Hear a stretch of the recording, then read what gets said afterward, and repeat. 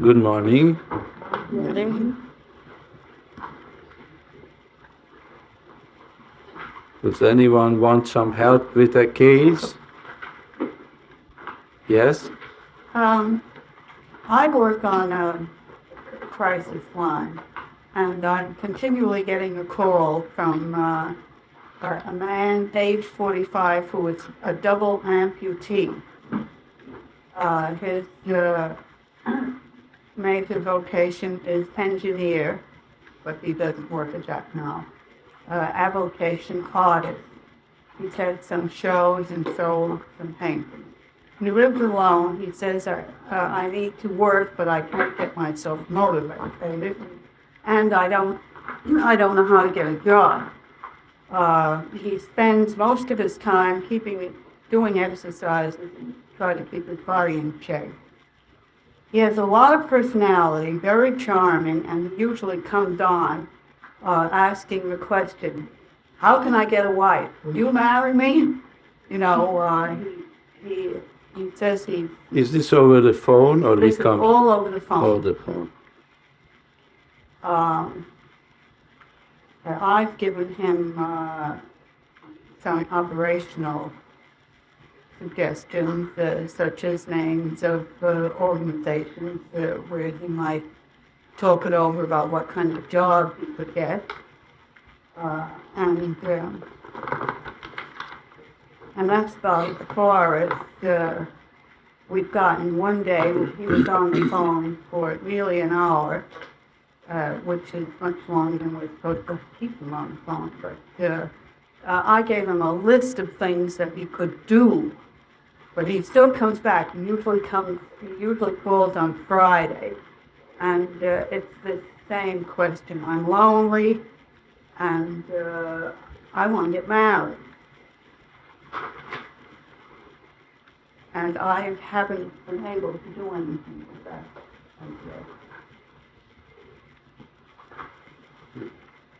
What kind of telephone service is that you are? Where is that? That's the Norman Vincent Peale Telephone Center. We're connected with the international organization called Contact. Mm-hmm. And apparently they're pretty well advertised around the world because we have 4 people working on the lines every day. 3 or 4 people working on the lines 24 hours a day. Yeah. And the phones are always busy. Yeah.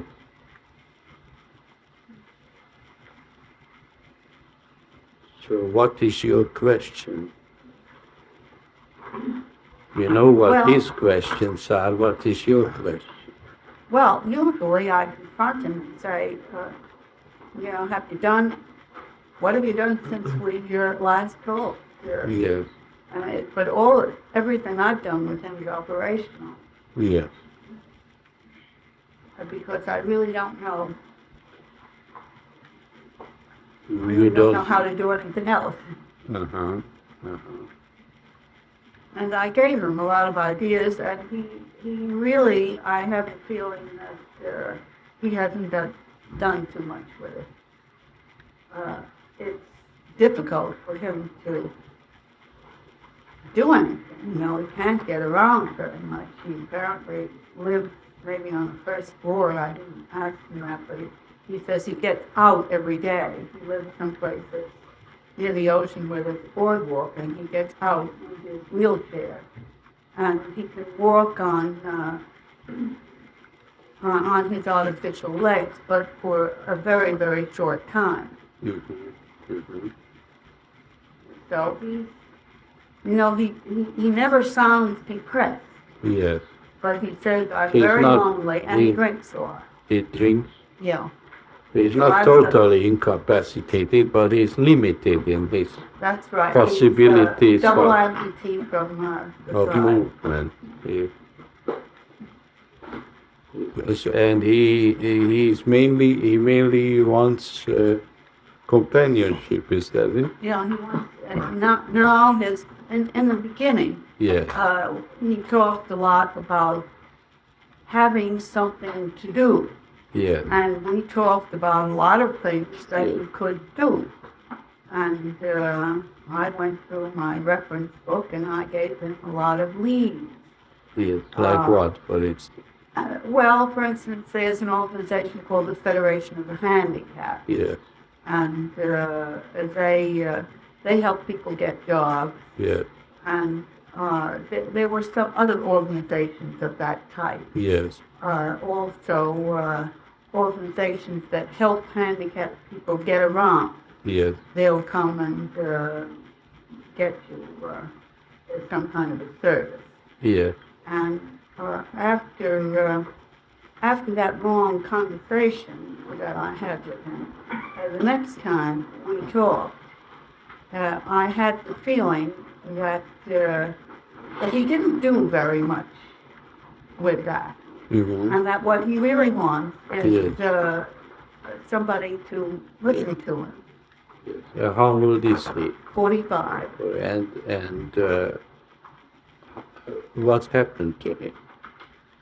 He got this with a great shock to me from smoking. Yes, He- circulatory. Yeah, a circulatory thing. He said, Yes. I was told that this would happen. At what age did that happen? I think he said about 5 years ago.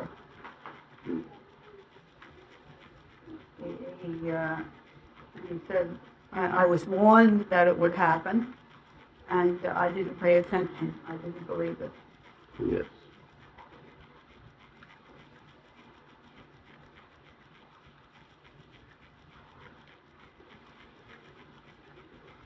Whenever we are confronted with a situation where someone has a problem,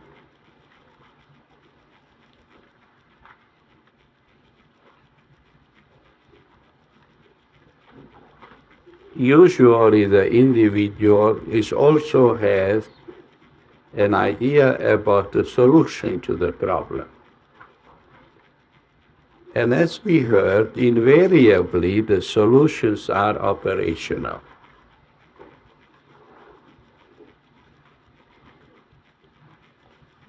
When we run into a trouble, we want to know what to do to alleviate the trouble or get out of it.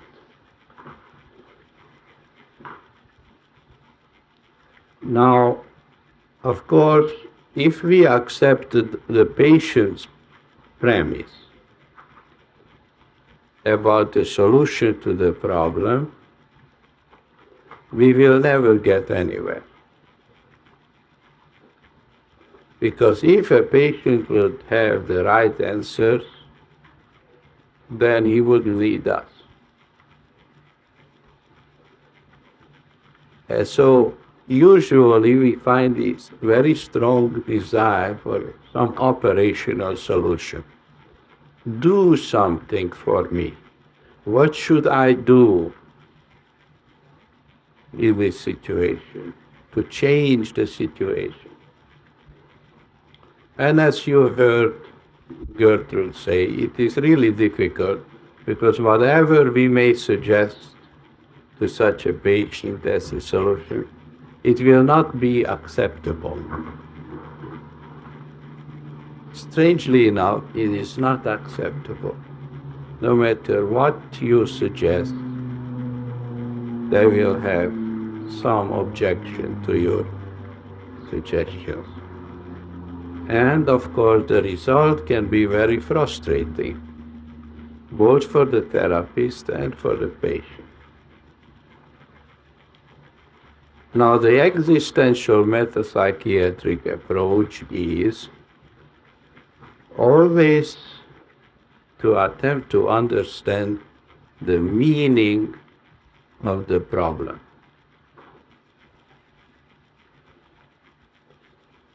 This is not immediately acceptable to a patient because he cannot possibly see what the value of the meaning would be. Reminds me of a similar case where a patient was in a wheelchair and she kept insisting that she's perfectly happy in the wheelchair. She's happier than she has ever been in her life before her automobile accident. This was very difficult to understand logically. Here is a woman, a mother of children, a divorced woman, all alone with children, and she is immobilized, seemingly for life. And she says she's happier in the wheelchair than she has ever been before when she could freely move around.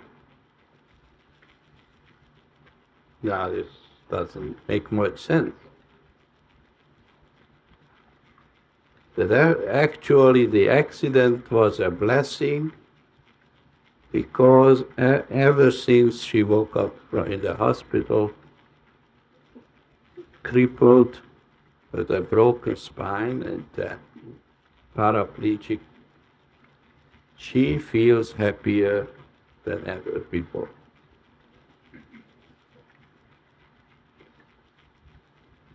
And to such an extent that she really expressed to the surgeons that she wouldn't want to be rehabilitated, to be able to walk.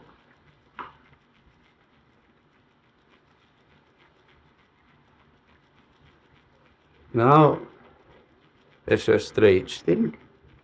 Here already it is transparent that the crippling condition must have some subjective meaning to this individual.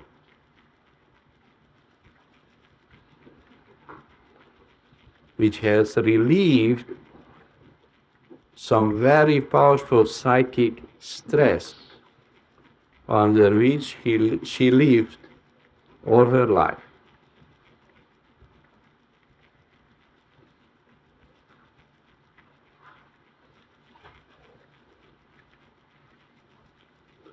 In looking into the meaning of her condition,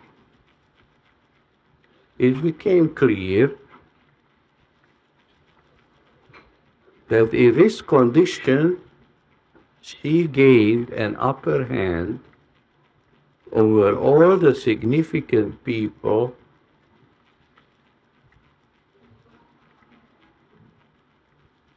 from childhood on in her life. Her parents, her two previous husbands, and whoever else played a role in her life. In this condition, she became a dominant figure over them and had a tremendous relief of her great resentment of her, because all her life she believed herself to be unloved and victimized both by her parents and two previous husbands. And after the accident, in this condition, she actually saw this as a form of vengeance. She interpreted her condition as getting even with all those people who failed to love her. Because now they really had to be concerned about her. They had to pay all the bills, they have to take her everywhere, they have to inquire about her well-being. Everything has changed in her life by virtue of this tragedy.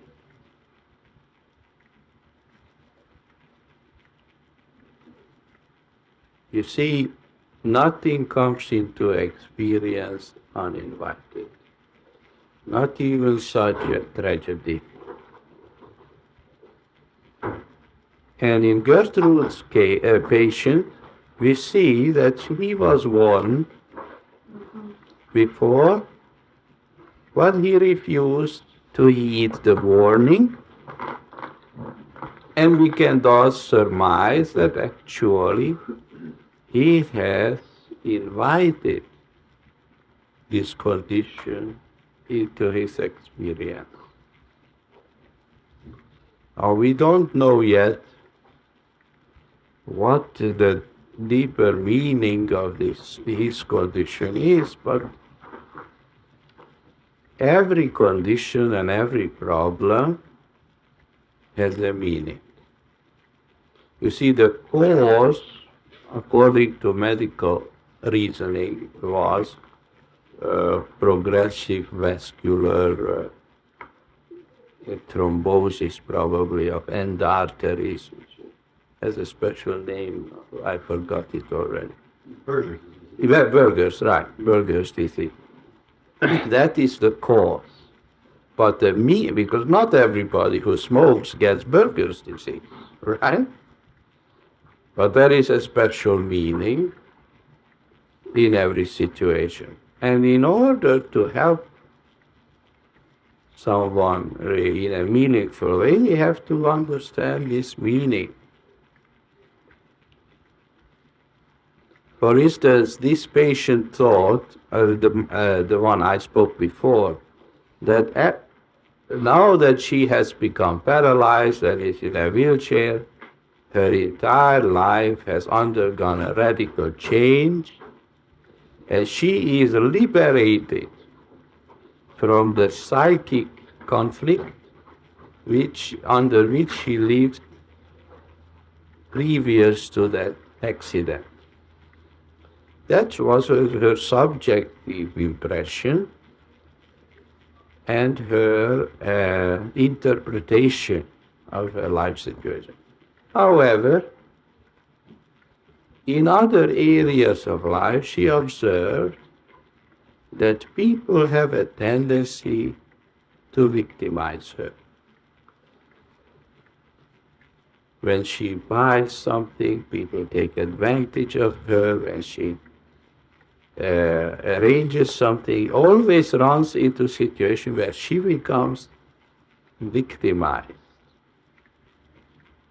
So we see that her idea of having found a solution to her life problems is not complete.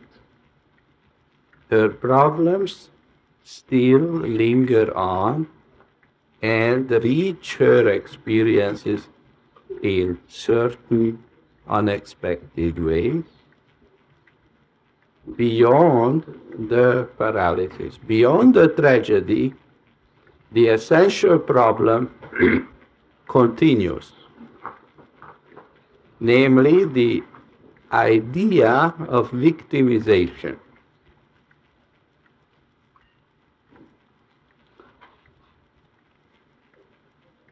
Her paralysis, she interpreted, is a way of getting back at all those people who were victimizing her before, because now she can victimize them by being so helpless. But the basic idea of being victimized by other people who are newly arriving into her life, this just continues just the same.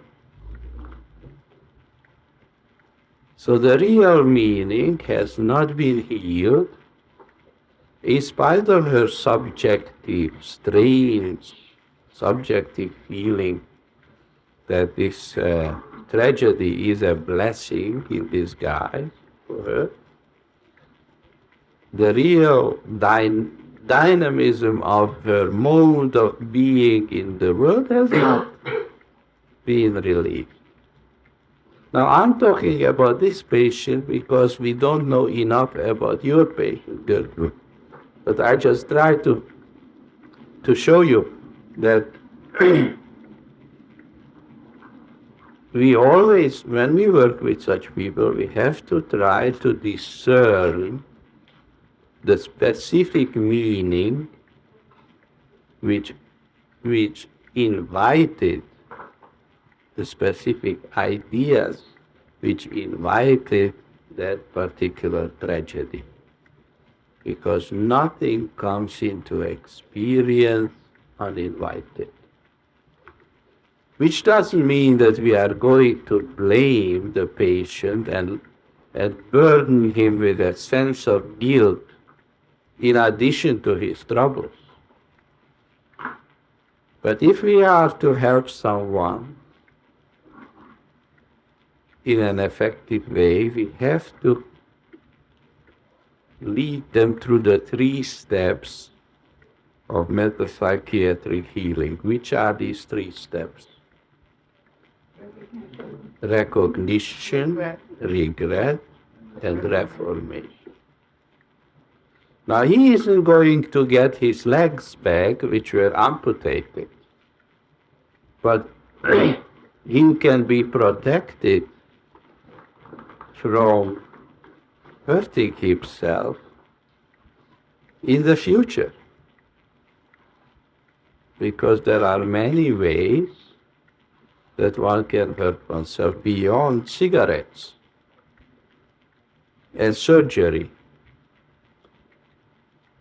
And this is the real issue, rather than just companionship or getting a wife or getting around, the real issue is to recognize that conscious or unconscious idea which is present in this patient's thinking, which invites disaster.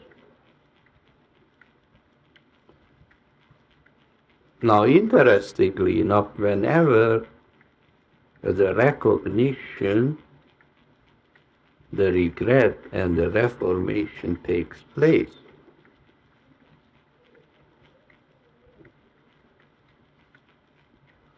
such a patient may discover solutions hitherto never suspected. Because his mode of being in the world undergoes a radical change. He sees reality in a different context than before, and surprising resolutions can take place, which neither the therapist would have been able to think of, nor the patient.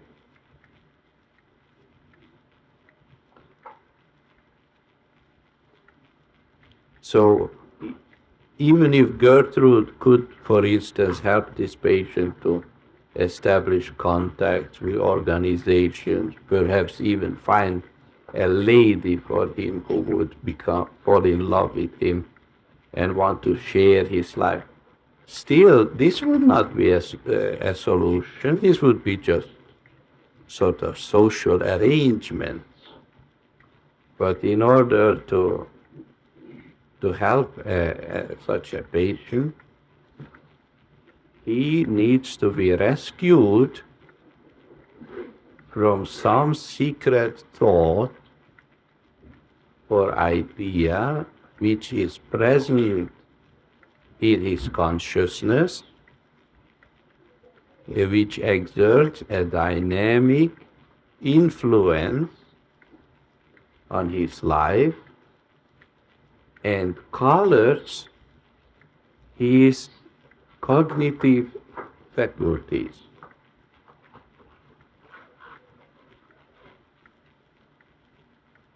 Because if a man runs into such a tragic situation where he loses both legs, it doesn't mean that from now on his tragedy, having reached a high point, will stop continuing.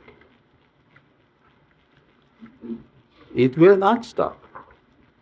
As long as the self-destructive idea is present in consciousness, either in the conscious awareness or below the level of awareness, various tragic events will continue to occur in his life.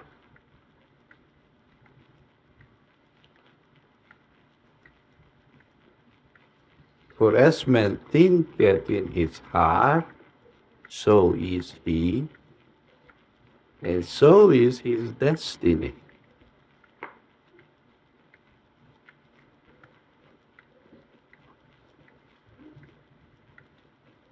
So metapsychiatric therapy seeks to discover the hidden ideas which are present and which exert their nefarious influence, and to liberate the patient from himself.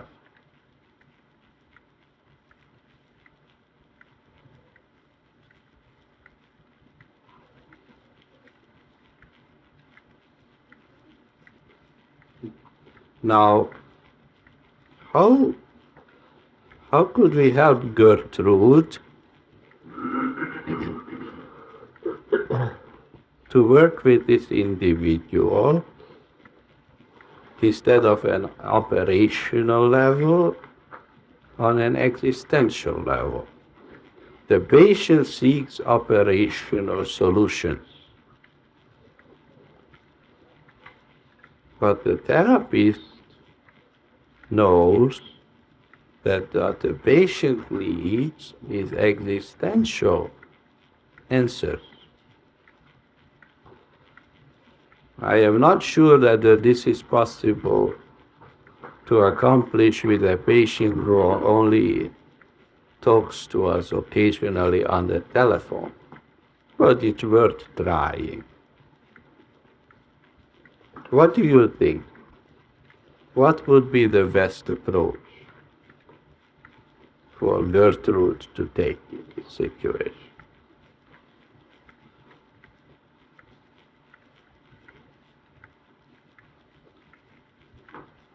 Kind of interesting that he's starting on another thing that will probably wind up as cirrhosis of the liver, because the last couple You mean of times, he's continuing the self-destructive pattern, right? yeah, kind Oh, of you latch see that. on to that Right, of course. to point out to him. Right. Yes, that's a good idea, Gertrude. You could say that there seems to be a pattern of self-destructiveness in his life, and that it would be very helpful to try to understand the meaning of this. And you could invite him to become interested in searching for the meaning of his self-destructive tendencies. Chances are he will reveal to you a whole string of other events in his life where he brought on himself all sorts of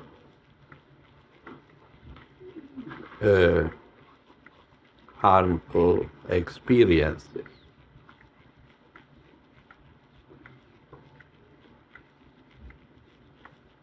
In this case, we could talk of a pattern of self-victimization or self-induced victimization. Since the first great tragedy appears to have been induced by indulging himself in cigarette smoking, and the second is threatening by indulging himself in alcohol, right? We may thus speculate that perhaps this man is suffering from a belief that one ought to feel good all the time, and no matter whatever is available to take in order to feel good, it's all right. So there seems to be a suicidal inclination towards self-indulgence.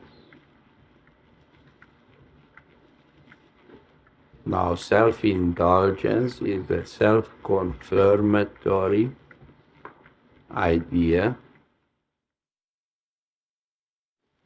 Now, self-indulgence is a self-confirmatory idea, and all self-confirmatory ideas are self-destructive ideas. Self-confirmation, paradoxically enough, is self-destruction. And self-destruction is self-confirmation. The ultimate form of self-confirmation is suicide. Self-confirmatory indulgences lead progressively towards suicide. Most people never die. They just slowly destroy themselves in one way or another. But the common denominator is always self-confirmatory ideation.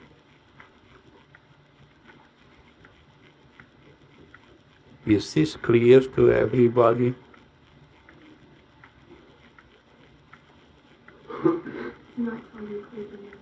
No? Could you ask a question about it?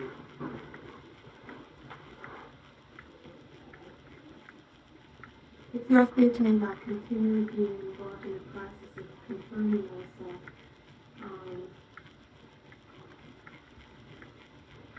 Can do that. It's definitely how it's linked up with self-destructive. Yes. Who can explain it? Dad, can you explain it? What is the connection between self-confirmatory ideation and self-destructive tendencies? Well, self-confirmatory ideation is actually calling attention to yourself or getting something directly at you, getting some kind of stimulus. And kick, for example, or pain or anything is self-confirmatory.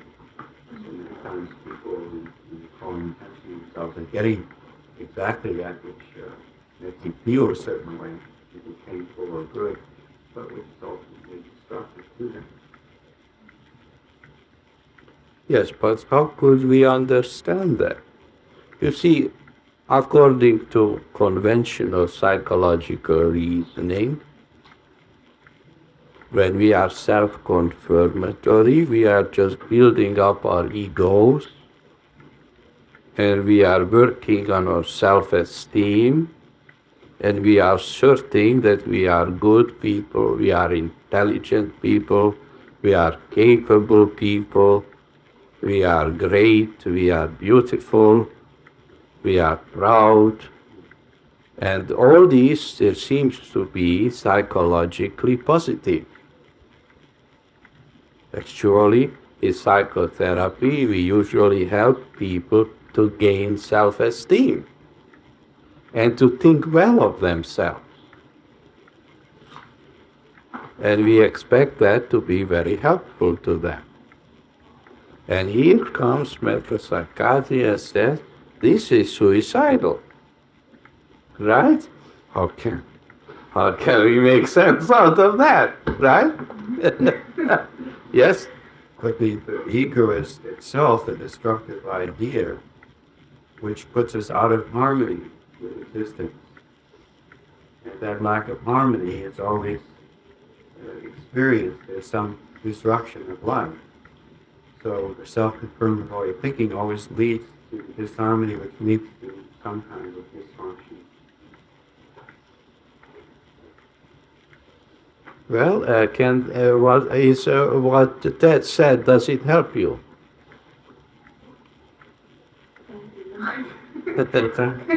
Probably not. Well, it's originally in terms of getting negative feedback is better than you may project a negative type of experience just in order Yeah. to confirm oneself. That's just being permissive by which, one may choose to confirm oneself. The children do that very often. Yes.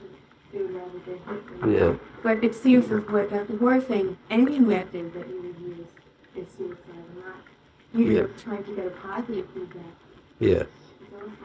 Well, what I thought I was saying is that the ego is an idea about existence as autonomous, as someone disconnected from existence. And any such ideas put you out of harmony and are therefore destructive. Get at it. Tom, do you want to say something? I was just going to say, there's another way of looking at it. I think it has to do with seeing oneself in terms of seeing somebody else in terms of attributes, such as being good, bad, or smart, or dumb, or whatever, which is very judgmental, it seems to me, way of recognizing somebody.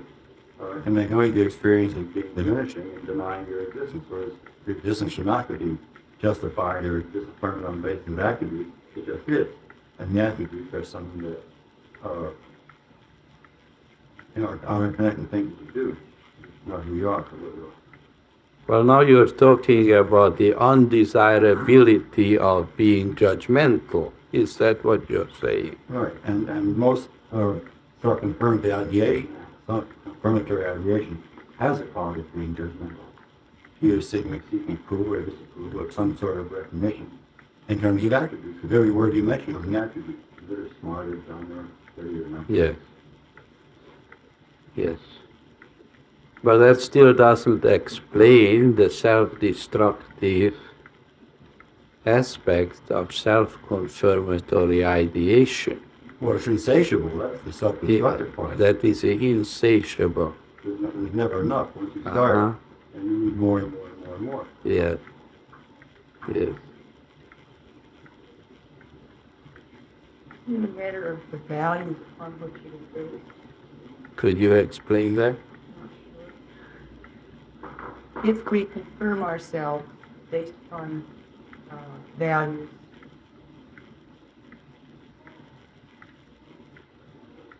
which are validating within the context of our existence, then it would be a positive thing. But if we are constantly validating ourselves based upon invalid values, then we miss the point entirely, and we are destroying ourselves rather than confirming or validating. Mm. Well, yes, did you? I was just thinking, you have your validating our existence or confronting and trying to make ourselves appear strong, and if we're doing it all the time, then the basic underlying belief is that we're really very weak and not strong at all, or not very valid. Yes. But in what way is it self-destructive?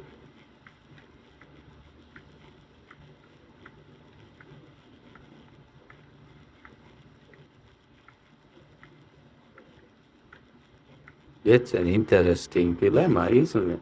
Oh, there's no time for anything else, actually, to focus on that. So, How you money hit the choice. That's where you spend your life. We destroy your chances for anything else. there must be something more solid to this. Or things that are putting you out of touch with reality. Could you explain Well, that? that's very destructive. I mean, if you don't know what reality is, Yeah. you can't possibly use it as a resource or be in harmony with it in a way that is life enhancing. Yeah, in what way puts you out of touch with reality? Suppose you say, I am Ted Smith and I am that terrific guy. So what? Is that so bad? Probably would be pointing to myself as if I were an entity, Yes, something in and of myself, yes. and that puts me out of touch with reality. Could you explain that? Well, we only manifest ideas, we manifest values. Yes, And the values we manifest really are the content and context of our lives. So, if I have an idea that is disharmonious with existentially valid values, then my life will in some way demonstrate itself in a lack of harmony. Does anybody understand what that is saying? Yeah, but I don't, the fact that I am headed on the great guys, that A could not be a reality. The problem occurs though when your reality becomes the only reality. You do not see other, people as being great people and good people.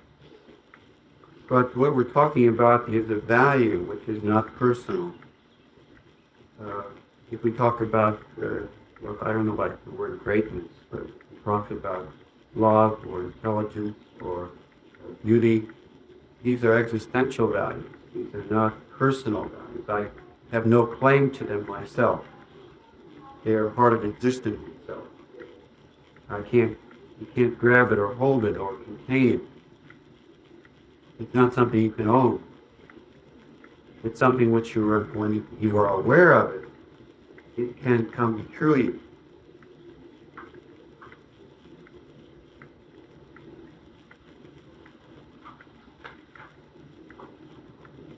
So it would be harmful to believe it was something that you had yourself. Perhaps it would be helpful if we could try to explain self-esteem. There is two kinds of self-esteem: healthy self-esteem and sick self-esteem. What is sick self-esteem? If you're the source of your own goodness. That you are the source of your own goodness. Could you go with that a little? Well, it would tie in with your economy and that you are self-contained in and of yourself. Well, yeah. And what else is there? Well, as far as that person is concerned, that's all there would be. Yeah. And that wouldn't be reality. Yeah. So, you want to say something? I got God? Yeah, I don't want to go back to that answer. You don't want me to go back to... I don't know. It makes me nervous. God makes you nervous?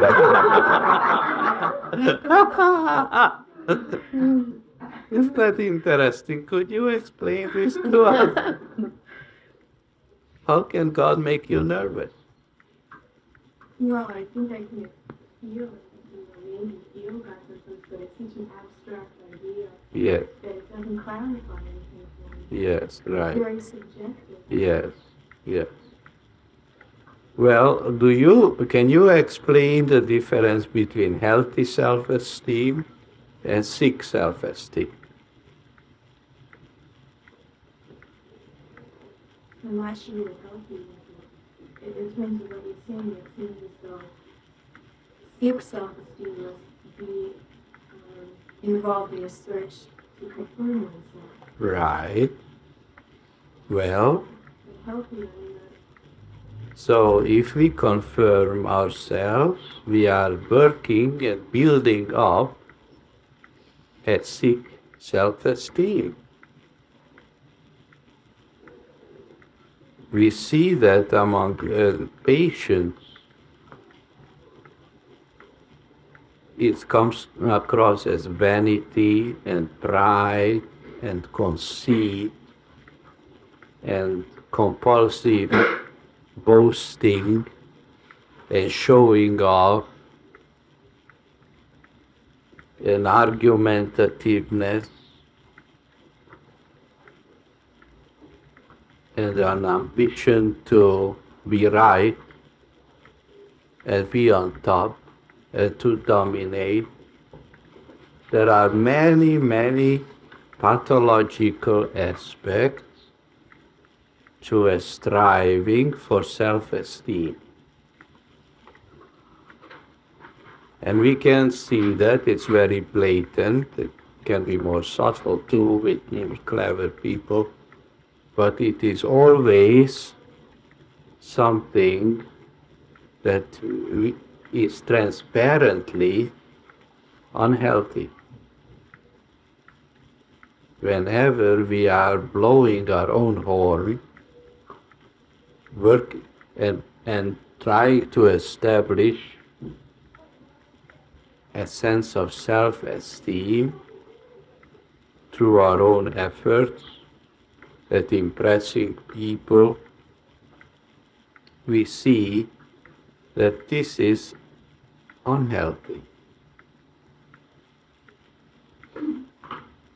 Yes, For Dr. Hora, there are also other people who will build their self-esteem by just the opposite of that. right. Instead of pride, they have humility, and instead of showing off, they Yes. have Self-effacing, self-effacing. so beating themselves over the head, Yeah. belittling And themselves. to them, that's self-esteem. That's what we were talking this morning. Yeah. It's a reaction formation to the anxiety that would be produced by the son of it.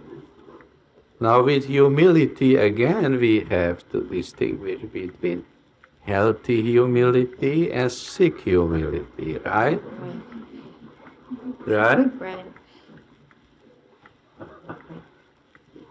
You know the story of the Franciscan monk who said, "We are known for being tops in humility." Yes? You help me clarify it for myself. What we're talking about is my need to make myself feel that I am alive. And if I have to go through being either proud or humble or those converse kinds of things to prove to myself that I am alive, that is self-affirmatory ideation, which makes me feel sick. If I do not have a feeling of not being alive and existing in a framework of my value system, then I have to turn to the other to make myself Yes. confirm. Yes. Well, there is a healthy way to be alive, and there is a sick way to be alive. I think that's what I How do we know that we are alive?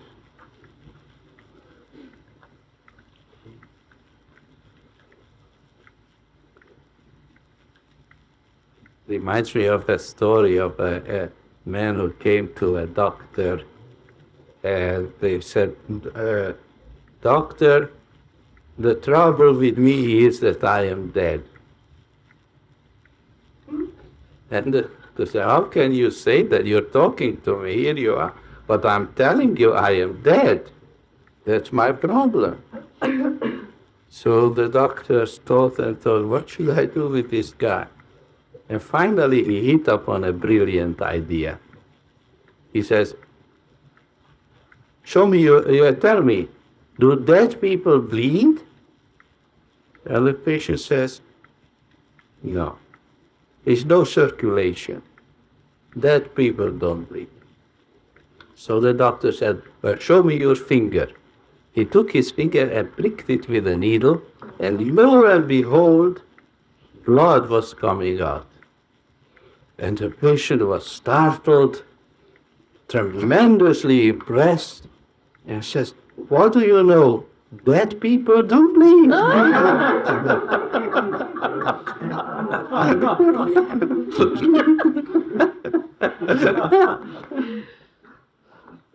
So how do we know that we are alive?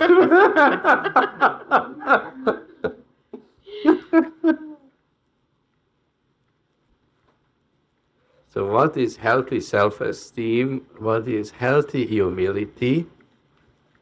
And what is the healthy way of knowing that we are alive?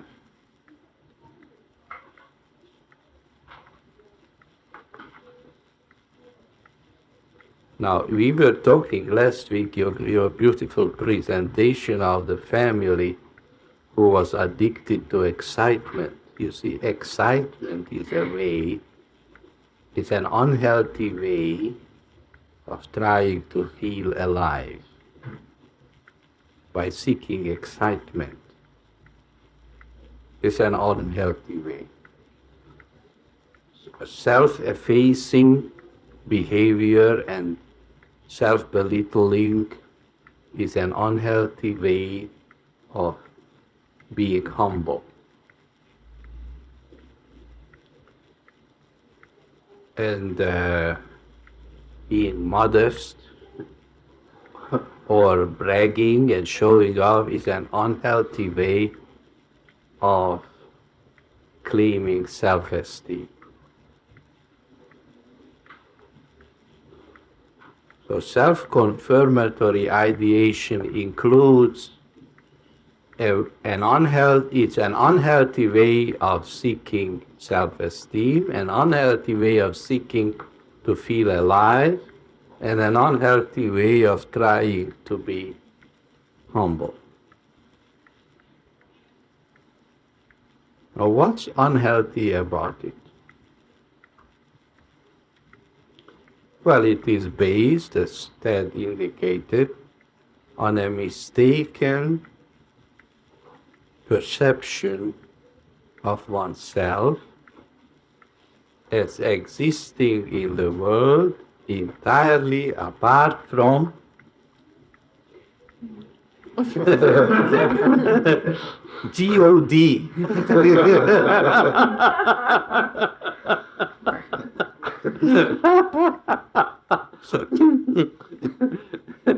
The trouble with the word God, and I think your point is pretty well taken.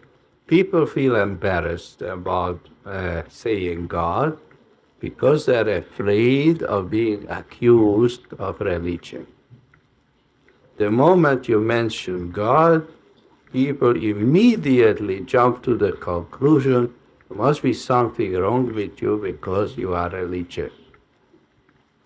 And you're not supposed to be religious on Monday, only on Sunday. Sunday, if you're religious, you're still normal. But if you're still talking about God on Monday, then you're out of order.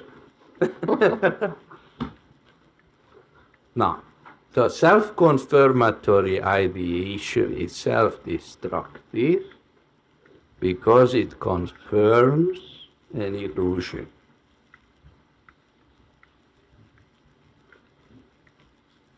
The illusion of a self-existent personhood. And the more we confirm an untruth, the more deluded we become with all its unsavory consequences.